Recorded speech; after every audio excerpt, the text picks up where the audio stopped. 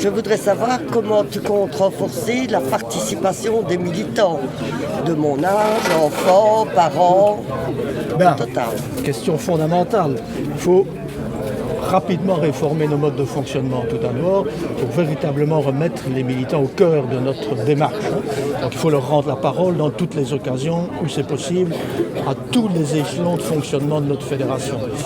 Et il faut aussi renforcer le dialogue dans nos sections. Et c'est pourquoi je pense que les mandataires doivent parcourir ces sections, qu'ils soient des mandataires locaux, des bourgmestres ou qu'ils soient en charge de problématiques plus générales. Mais on doit aussi avoir une attention particulière pour l'accueil. Par exemple, les nouveaux adhérents, pratiquement rien n'est fait pour les accueillir. On pourrait réserver une journée pour cela et les mettre au contact de plus âgés, des aînés, mais aussi des plus jeunes, pour que les expériences puissent être échangées, pour que les paroles circulent, pour que tout cela soit enrichi des contacts de l'autre. Et de manière générale, je crois qu'il faut repenser, si tu veux, mon avis, repenser l'accueil. On ne pense pas à l'accueil. Je prends deux exemples. Le 1er mai. Comment veux-tu participer au 1er mai en famille, puisque rien n'est fait pour l'accueil des enfants. Donc si tu veux y venir avec tes petits-enfants, c'est pas possible.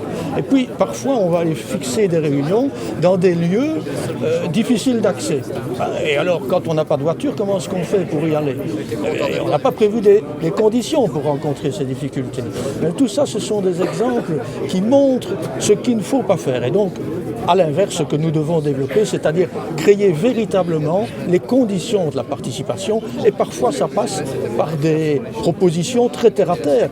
Mais on doit s'assigner cet objectif que les militantes et les militants participent pleinement parce que c'est notre principale richesse.